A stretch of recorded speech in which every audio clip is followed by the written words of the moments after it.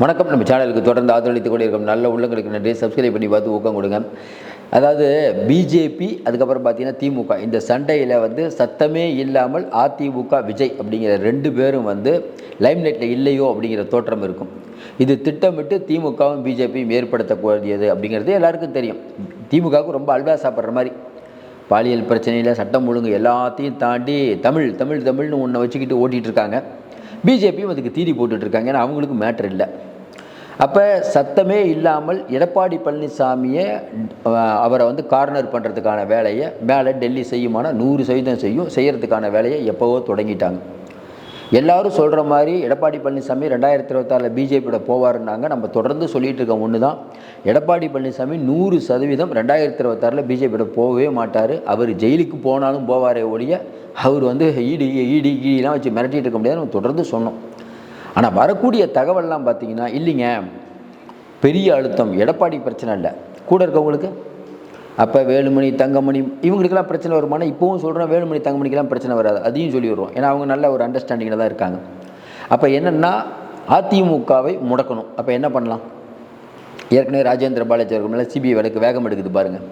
எப்பயுமே எலெக்ஷன் வரும்போது தான் உங்களுக்கு வேகம் எடுக்கும். அப்போ எடப்பாடியை வளைக்கிறதுக்கு என்ன பண்ணலாம்? பலகட்ட முயற்சிகள். அவங்க சம்பந்தி வீட்டில் ரெய்டில் இருந்து ஆரம்பித்து இன்னொரு 4 பேர் ரேடாரில் இருக்காங்களாம்.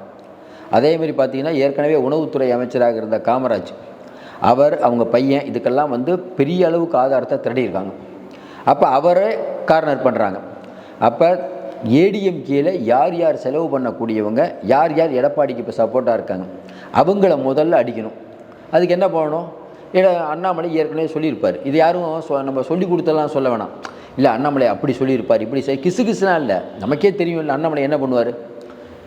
தமிழ்நாட்டில் பிஜேபி வரக்கூடிய சட்டமன்ற தேர்தலில் ஓரளவுக்கு நம்ம சதவீதத்தை உயர்த்தணும். அப்போ அதிமுகவை டேமேஜ் பண்ணணும். அதிமுக தாவாக்கா கூட்டணி வரக்கூடாது. அதுக்கு ரொம்ப முனைப்பாக இருக்கணும்.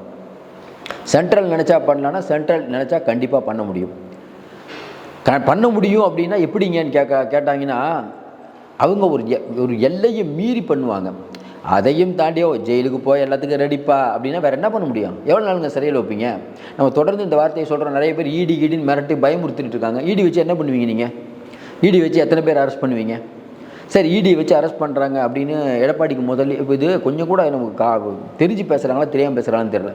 எடப்பாடிக்கு தெரியாதா? அது அவருக்கு விட்டுட்டு வந்தார்ல பிஜேபி, அப்போ தெரியாத அவருக்கு மேலே ஈடி அனுப்புவாங்க, சிபிஐ அனுப்புவாங்க, ஐடி அனுப்புவாங்கன்னு தெரியாதா? இதையெல்லாம் மீறி ஒரு கணக்கு போடாமல் எப்படிங்க எடப்பாடி பழனிசாமி வந்திருப்பார்?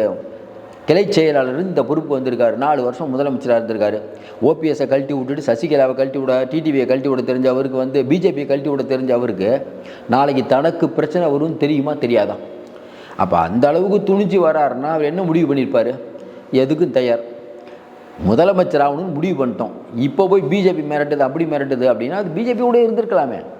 இன்னும் நிறைய பேர் சில பேர் தெரிஞ்சு பேசுகிறாங்களா?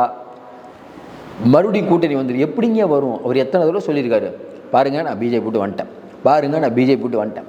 இவ்வளோ தூரம் சொல்லிட்டு பிஜேபி எப்படி கூட்டணி வைப்பார்? அப்போ நெருக்கடி கொடுப்பாங்களான்னா நெருக்கடி கொடுக்க ஆரம்பிச்சிட்டாங்க. நிறைய இடங்களிலிருந்து எடப்பாடிக்கு நெருக்கடி முற்று. இதையும் தாண்டி அவர் ஜெயிக்கிறது தான் அவருடைய கெப்பாசிட்டி. அது பண்ணுவாரான்னா நமக்கு எடப்பாடி பழனிசாமியை பொறுத்தவரை நம்ம பார்த்த வரைக்கும் அவருடைய கேரியர்லாம் பார்த்த வரைக்கும் பண்ணிடுவார்னு நினைக்கிறோம்.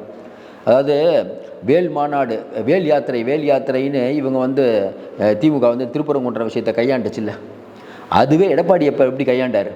எடப்பாடி பழனிசாமி அவர் கட்சியில் இதே மாதிரி வேல் யாத்திரை நடந்தது.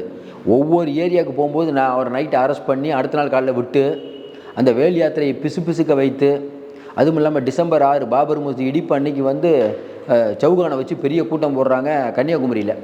கடைசியாக பார்த்தா 400 பேர் தான் திரண்டாங்க. அந்த அளவுக்கு தன்னுடைய சாதுரியத்தால் சமாளித்தார் எடப்பாடி. ஏன்னா எடப்பாடி பழனிசாமி அவர்கள் இன்னொன்று முதலமைச்சர் அப்படிங்கிறவருக்கு எந்த விஷயமும் இங்கே தெரிய மாட்டேது. ஆனால் எடப்பாடி பழனிசாமி அப்படி இல்லை, யார் வேணால் அவரை பார்க்கலாம். ஜெயலலிதா அம்மாவையோ கலைஞர் அவர்களையோ இல்லை ஸ்டாலின் அவர்கள் அந்த மாதிரி ஒரு வட்டம் போட்டிருப்பாங்களா, அந்த மாதிரி வட்டம்லாம் இல்லை இவருக்கு. ஏன்னா அப்போ தானே வந்திருக்காரு, எளிமையாக போய் பார்க்கலாம். இன்னொன்று கிரவுண்டில் இருக்காள் உண்மையில் அதிமுக நேசிக்கிறார், அதிமுக வரணும்னு நினைக்கிறாங்க. அப்படிப்பட்ட சூழ்நிலையில் இவ்வளவுலாம் பண்ணிட்டு இவர் நம்ம சிவி சண்முகம், முனுசாமி இவங்களெல்லாம் வச்சு கேட்காம இருந்திருப்பார். வேலுமணி தங்கமணிலாம் கூப்பிட்டப்பா நம்ம வெளில வரோம், நாளைக்கு ஏதாவதுனா ஈடி எல்லா ரைடு விடுவாங்க சொல்லியிருப்பார்.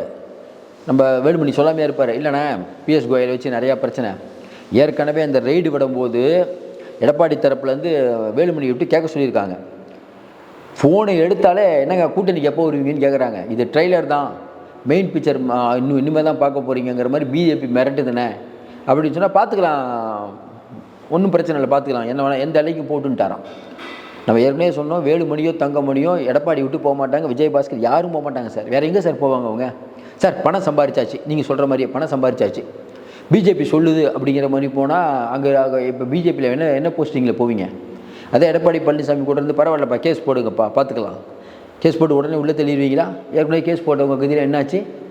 செந்தில் பாலாஜி நான் பணத்தை வாங்கினேன் அப்படின்னு சொல்லி அஃபிடவிட்டே கொடுத்தாரு. அவரையே 1.5 வருஷத்துக்கு மேலே உள்ளே வைக்க முடியல, வெளியே அனுப்பிட்டீங்க. அப்போ இருந்த இடி வேறு, இன்றைக்கி இருந்த விடி வேறு, பல்லு போன புடுங்கின பாம்பு மாதிரி இருக்குது, என்ன பண்ணிடுவீங்க? அப்போ இது ஒரு பக்கம் போயிட்டு இருக்கும்போது பிஜேபி எல்லா விஷயத்தையும் பண்ணுது. இங்கே ஆளக்கூடிய திமுக ஓபிஎஸை வச்சு எடப்பாடியை டேமேஜ் பண்ண வேலை. நல்லா தெரியும், ஓபிஎஸ்ஸை இயக்குவது திமுக. பட்டியலின மக்களுக்கு வழங்கக்கூடிய இடத்தெல்லாம் வாங்கி இப்போ ஒரு ஆட்டையை போட்டு அது ஒரு பெரிய விஷயமாச்சு. ஏன் திமுக நடவடிக்கை எடுக்கவில்லை? புளியந்தோப்பில் அந்த அது பேர் என்னது, வீடுகள் தரமற்று கட்டியிருக்காரு அப்படின்னு சொல்லி ஓபிஎஸ் மேலே கம்ப்ளைண்ட், என்ன நடவடிக்கை எடுத்தீங்க? திமுக என்ன சொல்லுதோ அது கேட்கக்கூடிய இடத்துல இருக்கார். எடப்பாடி பழனிசாமி என்னங்க நினைக்கிறாரு? நல்ல வெளிப்படையாக நீங்கள் யோசிச்சிங்கன்னா பிஜேபி கூட போகிறதுலாம் அவருக்கு முதல்ல அப்போல்லாம் பிரச்சனை இல்லை, அண்ணாமலைலாம் பிரச்சனை இல்லை அவருக்கு. பிஜேபியோட போனால் ஓபிஎஸை வச்சு நம்ம கட்சியை உடைப்பாங்க, ஒட்டு மொத்தமாக கட்சி இருக்காது. ஓபிஎஸ் எழுதி கொடுத்துருவார் கட்சியை. ஓபிஎஸை கூட்டு வருது, சசிகலாவை கூட்டு வந்து, டிடிவியை கொண்டு வந்து 3 பேர் உள்ளே வந்தாங்கன்னா முடிஞ்சது கதை. ஏங்க இப்போ தான் இவ்வளோ கேஸ் போட்டு ஒரு இடத்துக்கு வந்திருக்கோம், மறுபடியும் இவங்களெல்லாம் உள்ளே விட்டோம்னா அதுக்கு பதிலாக பரவாயில்ல ஏற்று நிற்போம், பார்த்துக்குவோம், கண்டிப்பாக சிறுபான்மை மக்கள் நம்ம பக்கம் வருவாங்க. அவர் ஒரு கணக்கு போடுவார் இல்லைங்க. எடப்பாடி என்ன கணக்கு போடுவார்? ரொம்ப சிம்பிள் கணக்கு. திமுக கூட்டணி யாரும் வரமாட்டாங்க, இருந்துட்டு போட்டோம். அதிமுக இருக்கக்கூடிய கூட்டணி என்ன? தாவேகா கூட்டணி. தாவேகா கூட்டணி வரவே வராது அப்படின்னா சொல்ல முடியாது. தாவேகாக்கு என்ன நினைக்கும்? நம்ம ஏற்கனவே சொன்ன மாதிரி விஜய் என்ன நினைப்பார் கடைசியாக? நம்ம பிஜேபி திமுக ஒரு குடும்பம் சுரண்டுதுன்னு சொல்லிட்டோம், அடுத்து திமுக தான் நம்மளை ஒரு வழி பண்ணிடும், கட்சி எல்லாம் பண்ணிடும். விஜயகாந்துக்கு ஏற்பட்ட கதி தான் நமக்கு. அப்போ என்ன பண்ணலாம்? காரியம் பெருசா வீரியம் பெருசா? அதையும் தாண்டி விஜய் கொஞ்சம் புத்திசாலி, அதில் மாற்று கருத்தனால தெளிவாக முடிவெடுப்பார். இப்போ என்ன யோசிப்பார்? இப்போதைக்கு இருப்போம், எலெக்ஷன் நெருக்கத்தில் பார்ப்போம். எலெக்ஷன் நெருக்கத்தில் மக்களுக்கே தெரியும். இப்போ என்ன வெளியில் பேச்சு வந்துருச்சு, விஜயும் அதிமுகவை சேர்ந்தால் கண்டிப்பாக ஜெயிப்பாங்க, அப்படி ஒரு எண்ணம் வருது பார்த்தீங்களா? இந்த எண்ணம் மக்கள்கிட்ட வர வர வர ஏன் இவங்க சேரக்கூடாதுங்கிற மாதிரி எண்ணம் வரும். ஏன்னா திமுகவுடைய அந்த ஆட்சியெல்லாம் இப்போ இப்போயே மோசமாக போச்சு. இன்னும் 1.5 வருஷம் கண்டிப்பாக இதுக்கு மேலே நல்ல ஆட்சியாக கொடுக்க முடியாது. ஏன்னா இப்போ நிதி இல்லை, கதியில் ஏகப்பட்ட விஷயம் போயிட்டுருது, கண்ட்ரோல் இல்லை. முதல் கோணல் முற்றிலும் கோணல், அவ்வளோதான். இதை திராவிட உடன்பிறப்புகள் இல்லை திமுக ஏங்க பாலியல் பிரச்சனை நடந்துட்டு இருக்குது, சட்டம் ஒழுங்கு சீர்கேட்டு இருக்குது, அப்பா அப்போன்னு ஒரு வீடியோ போடுறீங்க, இப்போ திடீர் இன்னொரு வீடியோ வேறு காலையில் போடுறீங்க. எத்தனை பேர் சொல்லிட்டோம் ஏங்க ஃபோட்டோ ஷூட் நடத்துகிறாரு, கேட்கவே மாட்டீங்களே. அப்போ என்னென்னா முதல்வர் காதுக்கு எதுவும் போக மாட்டேது. தலைவரே அப்பா வீடியோ சரியாக போகுது அப்படி தானே சொல்லியிருப்பாங்க. ஏன்னா இந்த மாதிரி புகழ் உரைகளை தான் தலைவராக இருக்கக்கூடியவங்க கேட்பாங்க. நம்ம கலைஞர் அவர்கள் இருக்கும்போது ஜாபர் சேட் என்ன சொன்னது, அடுத்து நம்ம தானே ஜெயிப்போம், தொடரட்டும் இந்த பொற்காலம் போட்டாங்க. இப்போ நம்ம ஸ்டாலின் தானே வர விடியல் வர போகிறோமோ அந்த மாதிரி அப்போ பாட்டு தொடரட்டும் இந்த பொற்காலம். என்னாச்சு கதை? அதேமாதிரி உளவுத்துறை நினச்சா ஓரளவுக்கு தாங்க பண்ண முடியும், ஓரளவுக்கு மீறிலாம் பண்ண முடியாது. நீங்கள் கரெக்டாக இருந்தீங்கன்னா உளவுத்துறை என்ன பண்ணும். அப்போ நீங்கள் ரொம்ப ஸ்டடியாக இருக்கணும். அப்போ எடப்பாடி என்ன நினைக்கிறாரு, என்ன விலை கொடுத்தாலாவது விஜய் உள்ளெடுக்கணும் அப்படி தான் நினைப்பார். ஏன்னா வரக்கூடிய தேர்தல் அவருக்கு ரொம்ப முக்கியமான தேர்தல். விஜய் தோத்தாருன்னா அவராது தாங்குவார், எடப்பாடி தோத்தா தாங்க முடியும், கட்சி இருக்காது. மேலே திமுக வேணாம், மேலே பிஜேபி க்ளோஸ் பண்ணி விட்டுரும். அப்போ எடப்பாடி எந்த விலை கொடுத்தாலும் தயாராக இருப்பார். அப்படிப்பட்ட சூழ்நிலையில் எடப்பாடி ஒரு கணக்கு போடுறார், எந்த எல்லையிலையும் விஜய் நம்ம கூட்டு வரணும். அப்போ விஜயகாந்த் கொடுத்த மாதிரி 30 சீட் 40 சீட்டுங்கிறாங்களா, நமக்கு அது உடன்பாடு இல்லைங்க. எடப்பாடி பழனிசாமி ஜெயிக்கணும் அப்படின்னா இன்னொல்லாம் இறங்கி தான் வந்தாகணும். அப்போ விஜய் சொல்கிற விஷயத்துக்கு ஒர்க் அவுட் ஆகவே ஆகணும். ஒருவேளை விஜய் சம்மதித்தால் சொல்கிறோம். இது எப்போ வரும்? விஜய் களத்தில் இறங்கணும். சரி, விஜய்க்கு என்ன பிரச்சனை? இவ்வளோ தூரம் எடப்பாடி பிரச்சனை பேசிட்டோம். விஜய்க்கு என்ன பிரச்சனை? விஜய் கட்சியை உடைக்கிறதுக்கு உளவுத்துறை இப்போ ரொம்ப தீர்மானமாக இருக்காங்க. உளவுத்துறை நடத்த முடியுமானா ஏகப்பட்ட வேலை பண்ணலாம். உங்களுக்கு தெரியும், அவங்க ஃபோன்லாம் ஒட்டு கேட்டு வெளியில் வருது பாருங்கள், ஃபோன் ஒட்டு கேட்குறது இப்படிலாம் எதாவது எப்படி வருது? யார் ரெக்கார்ட் பண்ணுறா? விஜய் திரிஷா போன ஃபோட்டோ வந்தது யார் லீக் பண்ணது? லீக் பண்ணதை வேணால் யாருன்னு தெரியாது, அண்ணாமலை சொன்னார் யாருன்னு, ஆனால் எல்லாருக்கும் வெளிப்படையாக தெரியும். அப்போ ஒரு கட்சியை உடைக்கணும்னா அந்த கட்சியில் இருக்கக்கூடிய உள்விவகாரங்கள் என்ன, அந்த கட்சியில் இருக்கக்கூடிய விஷயங்கள் என்ன. இப்போ ஓய்வு பிரிவு பாதுகாப்பில் எது கொடுக்குறது? பக்கத்துலேயே ஒரு ஆளை போட்டோம்ல.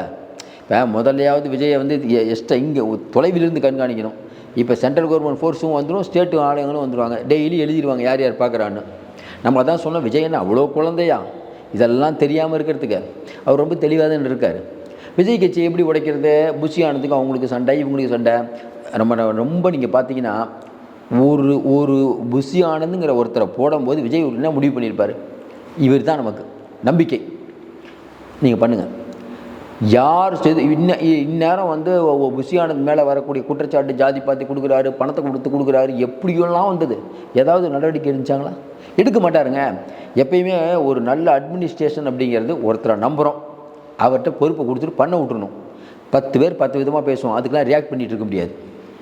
அதை ஒரிஜினல் வந்தது சரியா, அவர் வந்தது சரியா, அதெல்லாம் விஜய் அவர்கள் பார்த்துக்கோ. நீங்கள் ஏங்க பதறீங்க? அஜய் அதை ஒரிஜினாவுக்கும் ஜான் ஆரோக்கியம் விகோ கூப்பாளர் 2 பேர் போனால் சண்டை கண்டிப்பாக வரும், நானும் சொன்னோம். ஆனால் விஜய் ரொம்ப தெளிவாக என்ன பண்ணியிருக்காரு? ஜான் ஆரோக்கியம் இவர் சேர்ந்து பண்ணுங்கள். அதுவும் இல்லாமல் ஏன் சண்டை வராதுன்னு நம்ம சொன்னோம்னா, 1.5 வருஷம் இருக்குது பாஸ், இனிமேல் வேகம் எடுத்துட்ருக்கோம். இப்போ போயிட்டு சண்டை ஓடுறதுக்கு டைம் இருக்காது சார். ஜான் ஆதவரிச்சுன்னா அந்த இடம் பார்க்குறதுக்கு இப்போ இதுக்கு பொதுக்குழு அந்த இடம் பார்க்குறதுக்கு அது ஒரு பக்கம் போயிட்டுருப்பார். ஜான் ஆரோக்கியசாமி ஏற்கனவே மாற்றம் முன்னேற்றம் அன்புமணி அதில் போயிடணும். இப்போ வந்து அவருக்கு ஒரு வெற்றி கொடுத்தாகணும்.